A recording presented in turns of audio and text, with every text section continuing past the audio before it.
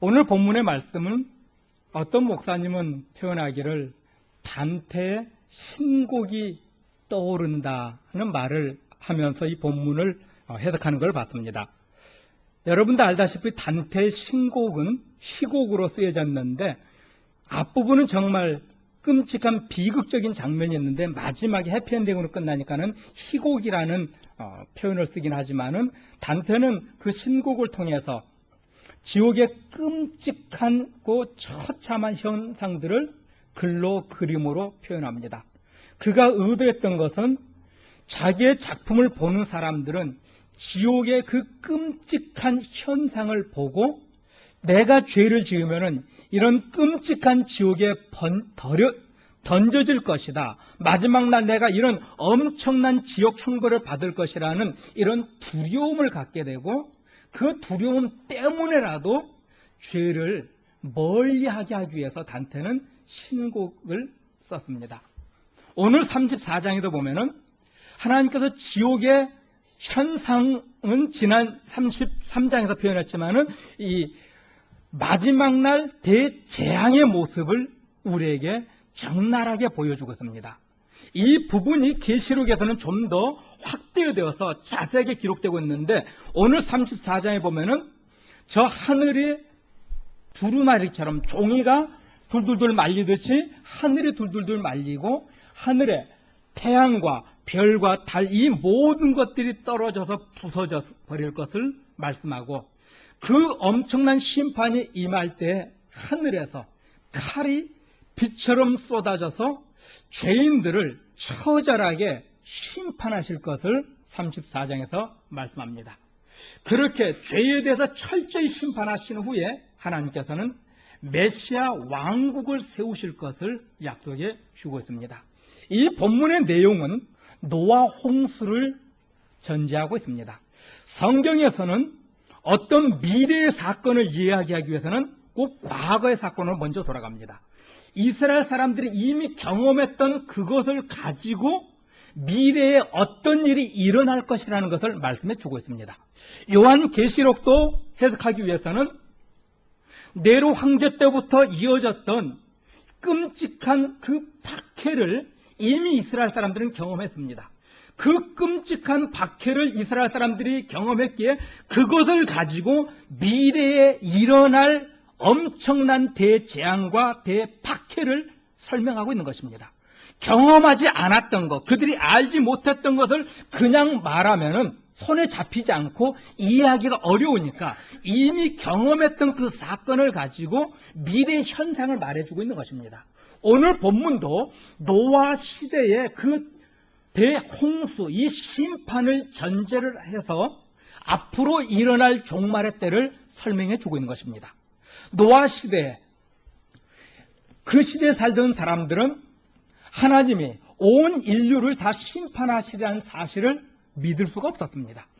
40주야를 하늘에서 비가 양동이로 물을 쏟아 붓듯이 쏟아지는 그 엄청난 대홍수가 시작되기 전날까지 그들은 시집가고 장가가고 먹고 마시고 제멋대로 살았습니다. 아마 첫날 엄청난 비가 쏟아져도 그들은 오다 말겠지 했을 것입니다. 그러나 하나님께서는 그 노아 홍수를 통해서 모든 인류를 다 심판하셨고 숨쉬는 모든 짐승들까지도 다 심판하셨습니다. 여기 16절에 있는 말씀처럼 여호와의 책을 자세히 읽어보라. 거기에는 빠진 것이 하나도 없고 짝이 없는 것이 하나도 없다는 이 말씀을 어떤 사람들은 성경에는 모든 짝이 있다 말합니다. 성경에는 모든 말씀이 짝이 있다. 본문은 그걸 말하는 것이 아니라 노아 홍수 시대에 모든 짐승들을 암수에 짝을 지어가지고 방주에 집어넣었던 그 사건을 이야기하는 것입니다. 과거에 있었던 그 사건을 통해서 앞으로 하나님이 심판하시는 미래 사건을 지금 오늘 34장은 말씀하고 계시는 겁니다. 하나님께서 이 무지개 언약을 통해서 이스라엘 백성들이 모든 인류가 또다시 하나님을 대적하고 끔찍한 죄를 지을 때 다시는 물로 심판하지 않겠다. 너희가 죄를 지을 때마다 내가 무지개를 보고 참겠다 하는 그 증표로 하늘에 무지개를 두셨습니다.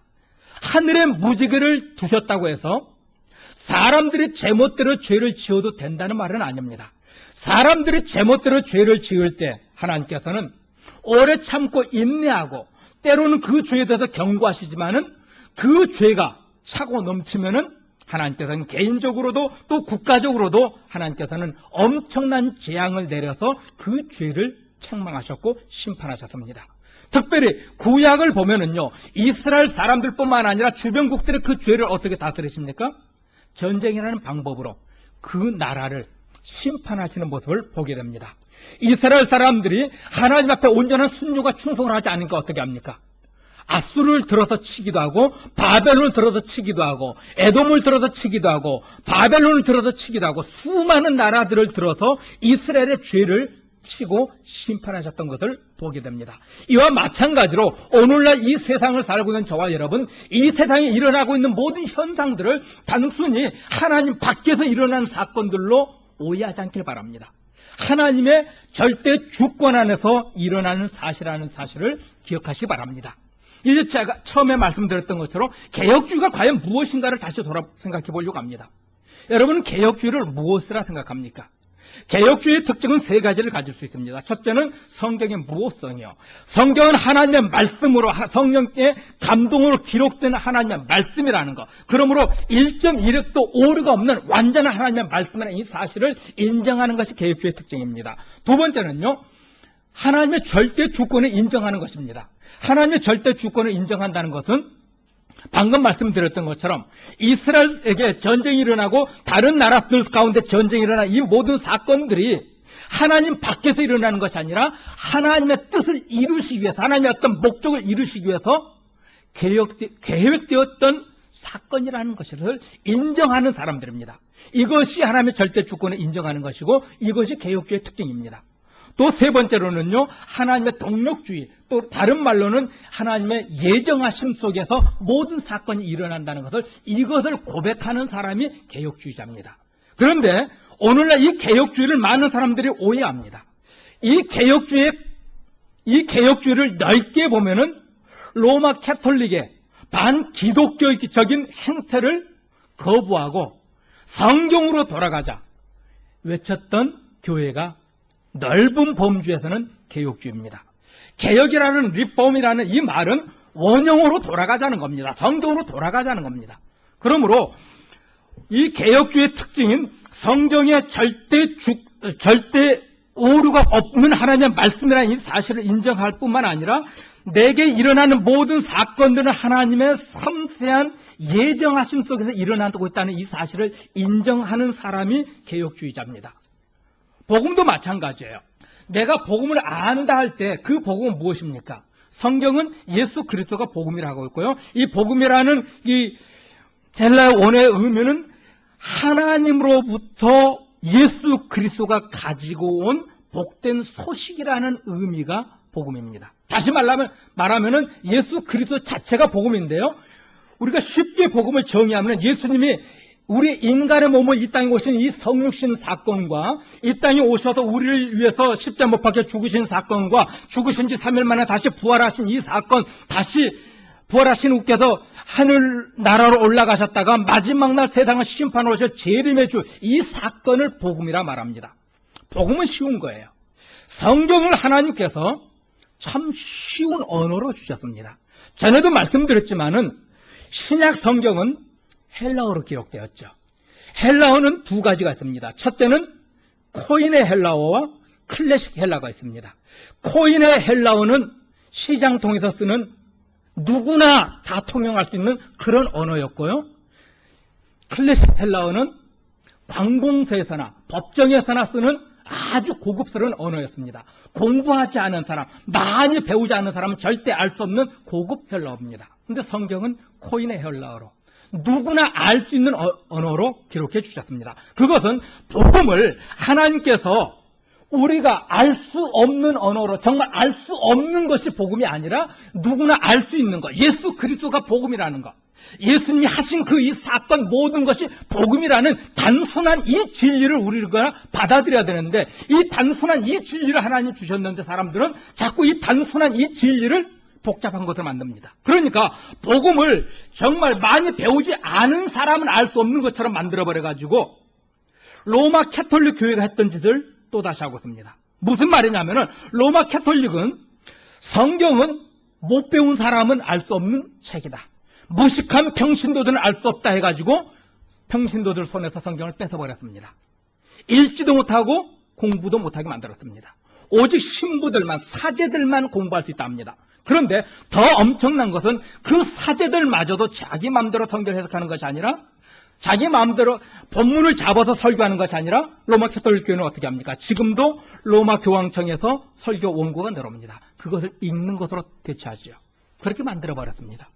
개혁주의 복음을 오해하다 보면요, 우리는 이 본문을 바로 이해할 수 없어 해가지고 그냥 성경을 표면적으로 읽고 그냥 내려놓습니다. 그러다 보니까 교인들이 성경을 멀리하게 됩니다. 이런 오류를 행할 수 있습니다. 복음에 대한 바른 정의가 없으니까 어떤 사람은 기복주의, 인본주의를 빠지고 어떤 사람들은 이 복음을 아주 심하고 엄청 깊은 것으로 만들어서 일반 사람들은 도무지 스스로 해결할 수 없는 것이 복음이고 스스로 깨달을 수 없는 것이 복음으로 만들어서 그것을 아는 목회자, 아는 사람들 찾아가야만이 알 수 있는 것으로 복음을 곡해시켜버렸습니다. 사랑하는 성도 여러분, 하나님은 이 진리 되신 우리 주님을 높은 산 위에 높이 들었음을 말합니다. 등불을 이런 그릇 속에 가둬서 뚜껑을 덮어놓지 않는다 말하죠. 높은 산 위에 올려놔서 모든 사람들이 비추고 그것을 볼 수 있도록 하셨다 했습니다. 또 하나의 개혁주의에서 우리가 조심해야 될 부분이 성경 해석하기에 있어서 성경신학이라는 해석의 범위가 있습니다. 여러분이 지금 경험하고 있는 교회들은 인본주의나 기복주의 교회뿐만 아니라 이 성경신학적인 관점으로 성경을 해석하는 교회들을 여러분이 종종 만날 것입니다. 그 교회들은 이 성경신학 관점으로 풀다 보니까는 저도 이 성경 해석하기 정말 성경 해석하는데 가장 유용한 툴이라는 걸 인정합니다. 저도 성경신학을 전공했으니까요. 그런데 이 성경신학을 가지고 성경 해석하는 분들이 빠지고 쉬운 오류가 뭐냐면은 성경 66권 특별히 구약의 모든 구절 속에서 전부 다 예수 그리스도를 다 끄집어내려고 합니다. 이것의 맹점은 뭐냐면은 모든 구절에서 예수 그리스도를 다 끄집어오다 보면은 1차 독자들은 그렇게 이해하지 않았는데 1차 독자였던 구약 성도들은 그렇게 이해하지 않았는데 우리는 다르게 이해하게 되는 이런 모순을 범하게 됩니다. 한 예를 들어서요. 여러분이 알만한 교회 목사님, 저도 참 그분 좋아해요.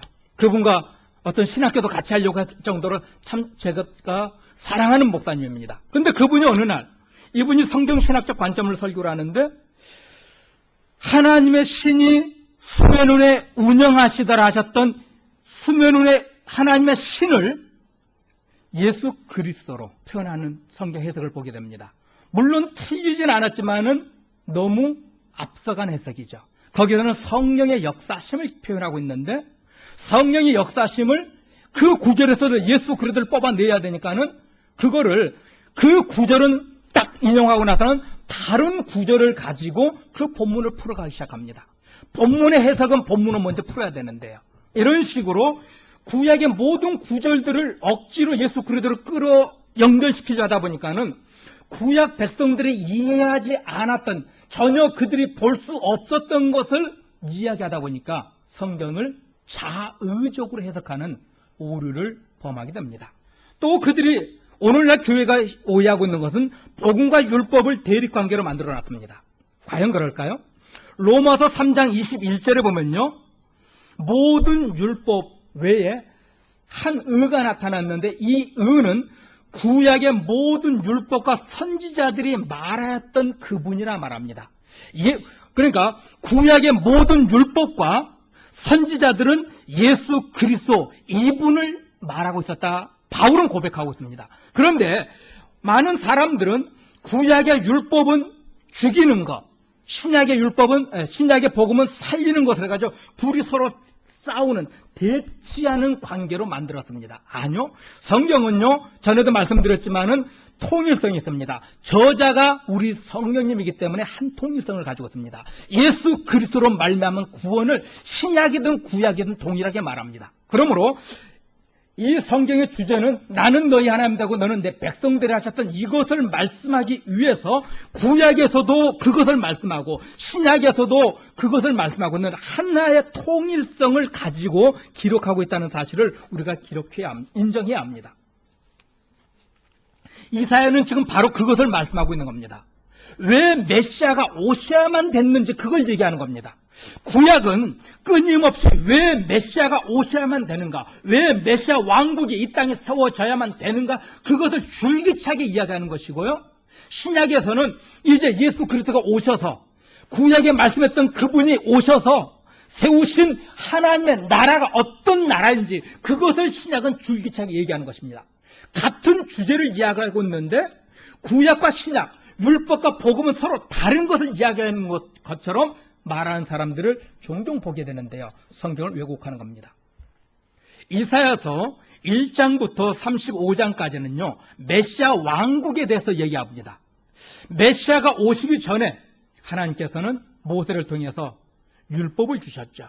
그 율법을 두 돌판에다가 하나님이 친히 써서 주셨습니다. 그런데 이 두 돌판 율법을 주실 때는 성령의 특별한 사역이 없이 우리에게 순종만을 요구하셨습니다. 그러나 이 옛 언약이 가고 새 언약이 온 후로는요, 새 언약이 올 때는 어떻습니까? 우리 마음에 심어 주셨기 때문에 성령의 특별한 역사로 율법이 주어졌습니다. 성령의 특별한 역사로 율법이 우리에게 주어졌다는 이 말은 우리에게 율법이 주어질 때, 우리에게 복음이 주어질 때 우리의 모든 죄의 문제를 주께서 해결하셨다는 전제가 붙게 됩니다. 거룩하신 하나님이 내 안에 임재하시기 위해서는 나라는 존재가 바뀌어야 되니까요. 나를 하나님께서 먼저 새롭게 만드신 후에 내 안에 성령이 들어오시는 것 아닙니까? 복음은 그렇게 오신 겁니다. 우리의 죄의 문제를 구약에서 율법을 통해서 적나라하게 드러내고 난 다음에 그 죄의 문제를 예수 그리스도의 십자가의 피로 씻으시고 그 다음에 주께서 우리 안에 임재하시는 겁니다. 메시아 왕국이 여러분 안에 임하신 것이고 이 땅에 임하게 하셨다는 사실입니다. 이것에 대해서 에스겔 36장 26절 27절에 말합니다. 같이 봅니다. 새 영을 너희 속에 두고 새 마음을 너희에게 주되 너희 육신의 굳은 마음을 제거하고 부드러운 마음을 줄 것이며 내 영을 너희 속에 두어 너희로 내 율법을 행하게 하려니 너희가 내 규례를 지켜 행할지라. 새 영, 성령을 우리 속에 주시겠다 합니다. 모세의 율법을 주실 때는 성령께서 우리 안에 임재하지 않았기 때문에 우리에게는 단순히 그것에 순종해야 될 명령만을 받았습니다. 그런데 새 영을 주시고 새 계명을 주실 때는 새 영이, 성령이 우리 안에 오셔서 우리의 굳은 마음, 악한 마음, 더러운 마음을 다 제거하시고 어떻게 하신다고요? 성령께서 우리 안에 율법을 주셔서 그 율법을 지키게 하셨다 말합니다. 이 신약 시대를 살고 있는 저와 여러분은 바로 이런 사람들입니다. 예수 그리스도께서 여러분의 굳은 마음, 더러운 마음, 악한 모든 죄를 다 씻으시고 쫓아내시고 다 파괴시켜버리시고 성령을 보내주셔서 성령께서 여러분 안에 율법을 주셨습니다. 여러분은 지금도 율법을 가진 자들입니다. 그 율법을 우리는 지킬 수 있는 존재들로요. 구약은 그 율법을 통해서 내가 죄인이라는 이 사실을 적나라하게 폭로해 주셨지만은 신약에 와가지고는 나는 죄인인데 예수 그리스도께서 내 죄의 문제를 다 해결해 주시고 절대로 지킬 수 없는 이 율법을 예수께서 완전히 성취해 주셔서 나도 즐거운 마음으로 이것을 동참할 수 있는 자로 만들어 주셨다는 이 사실을 새 율법은 우리에게 말씀하고 있는 것입니다. 사랑하는 성도 여러분, 여러분이 새 영을 받았다고 한다면은 그리스도의 영이 여러분 안에 계신다고 한다면은 성경이 뭐라 합니까? 하나님 말씀에 순종하게 될 것이라고요. 다시 칭의의 문제로 돌아가려고 합니다. 예수를 믿는 사람들 중에 칭의에 대해서 많이 오해합니다. 칭의란 하나님이 예수를 주를 그리스도로 구세주로 고백한 사람에게 그들의 죄를 다 용서해 주시고 난 다음에 너는 무죄야 선포해 주신 것을 칭의라 말합니다. 예수님이 나를 대신해서 십자가 못 박혀 죽으셨기 때문에 내 죄가 다 용서되었다는 이것이 칭의입니다. 그런데 오늘날 오만방자한 기독교인이라고 하는 사람들은요, 마치 자기는 전혀 죄를 안 짓는 사람처럼, 자기는 죄가 없는 사람처럼, 의로운 존재처럼 착각하며 교만하게 살아가는 사람들을 종종 보게 됩니다. 교인들 가운데 자기는 죄가 없고 의로운 것처럼요, 특별히 우리가 하나님 앞에 우리의 죄를 고백하고 회개합시다 하면은 사람들은 그럽니다. 목사님, 나 사람 죽인 적 없고요, 남의 물건 도둑질한 적 없었고요, 남에게 욕한 적 없었고요, 가나만 했고요 하면서 이 윤리적인 문제를 먼저 딱 떠올리고 나서는 회개 기도하자면은 입이 안 열려, 할 게 없어요. 자기의 죄를 보지 못해요. 내가 하나님 앞에서 자기가 죄인이라는 이 사실을 볼 수 있는 것이 은혜의 입은 자고 정말 거듭난 자의 특징입니다. 사도 바울은요, 처음 예수를 만나고 그가 고백한 것이 무엇인 줄 압니까? 나는 지극히 높은 사도중 중에 한 명이라 하면서 자기를 높였습니다. 그리고 신앙의 연조가 들고 어느 정도 성숙의 단계가 들어가니까 뭐라고 말합니까? 나는 모든 성도들 중에 작은 자라면서 조금 내려왔습니다. 마지막 그가 성숙의 단계에 들어갔을 때 어떻게 고백합니까? 나는 모든 죄인 중에 괴수라, 그렇게 고백합니다. 사랑하는 성도 여러분, 우리는 내 죄를 볼 수 있어야 합니다. 소크라테스가 말했던 것처럼 내 자신을 알라, 내 꼬라지를 알라는 이 말씀을 우리가 자꾸 되새겨봐야 돼요. 내가 하나님 앞에서 죄인이라는 이 사실이 인정되지 않고 있다고 한다면요, 여러분 칭의의 문제 다시 생각해봐야 합니다. 스스로 자기를 속이거나 초면 걸었습니다. 정말 예수님께서 우리의 죄를 용서해 주시고 새로운 마음을 주셨다 한다면요, 거룩한 자라고 하나님이 선포해 주신 새로운 마음을 가진 자라고 한다면요, 자기 안에 있는 이 죄의 문제를 보게 될 것이고요, 자기의 죄의 문제 때문에 두려워 떨게 될 것입니다. 자기가 의인이라는 이 착각, 이 오만함, 이 방자한 마음에 사로잡혀 살지 않을 것입니다. 우리는 우리가 보고 있는 어떤 나쁜 사람을 보고 저 나쁜 놈 욕하기 이전에 정말 자기의 죄를 볼 수 있는 자, 정말 거듭난 영혼이란다면요, 저 나쁜 놈 하기 이전에 하나님, 내가 저놈만큼이라도 착해 봤으면 좋겠습니다 하면서 자기 죄를 보고 무릎을 꿇을 수 있어야 합니다. 우리는 얼마나 쉽게 남을 정죄합니까? 저 나쁜 놈, 과연 저놈이? 아니요. 저놈보다 더 끔찍한 죄가 내게 있다는 것을 우리는 볼 수 있어야 합니다. 이것이 거듭난 자의 특징입니다. 율법은 우리의 죄를 보게 만듭니다. 자기 죄가 보일 때 비로소 겸손해질 수 있고요, 예수님을 온전히 신뢰하고 따를 수 있습니다. 우리는 하나님 앞에서 1만 달란트를 용서받은 자라는 이 사실을 기억하시기 바랍니다. 이 1만 달란트를 다른 것으로 한번 제가 비유해 볼게요. 여러분이 좀 쉽게 이해할 수 있도록요. 우리는 하나님께 죄를 지은 것, 그 모습은 끔찍하게 사람을 살인한 살인의 죄를 범했습니다. 그런데 다른 사람이 내게 잘못한 것은 지나가다가 발 한 번 잘못 밟는 그 정도의 죄입니다. 성경은 그렇게 보래요. 자기 죄를요. 나는 하나님 앞에서 정말 세상 사람들의 손가락질하고 있는, 다 돌을 들어서 쳐 죽이고 싶을 만큼 끔찍한 죄인이라는 사실을 나는 하나님 앞에서 그렇게 나 자신을 그렇게 봐야 될 것이고, 다른 사람이 내게 짓는 죄는요, 배고파서 빵 하나 훔쳐간 그 정도의 죄로 보시라는 겁니다. 이것이 달란트의 비유예요. 1만 달란트의 빚진 자가 왕이 그걸 다 탕감해 주니까 100데나리온의 빚진 자를 용서해주지 못하고 감옥에 가두고 있잖아요. 우리는 내 죄의 문제를 그렇게 볼 수 있어야 합니다.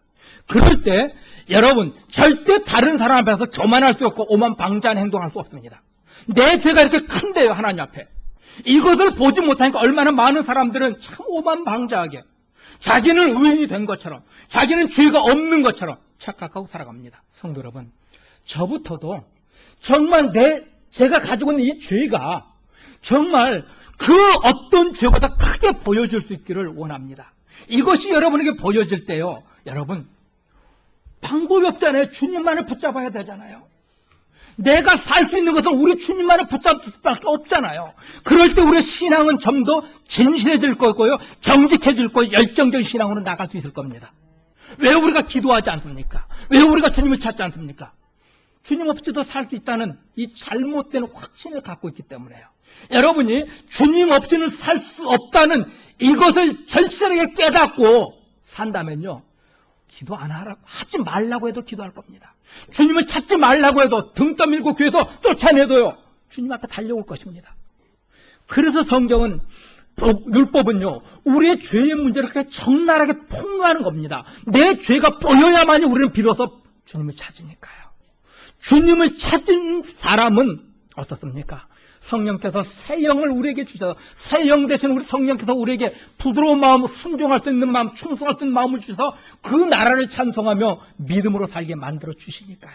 오늘 본문에 보면은 하나님께서 말세에 온 세상을 심판하실 것을 보여줍니다. 그 종말의 때에 엄청난 대재앙이 임할 것을 보여주는 것은요, 우리의 죄를 멈추라는 겁니다. 멈추고 회개하라는 겁니다. 사람들이 하나님 앞에서 죄를 못 지게 하기 위해서 하나님께서는 몇 가지 방법을 사용합니다. 또 사람들은요, 이게 하나님께서 양심의 법을 주셨기 때문에 사람들은 체면 때문에 죄를 안 짓는 사람도 있습니다. 또 어떤 사람들은 법이 무서워서요.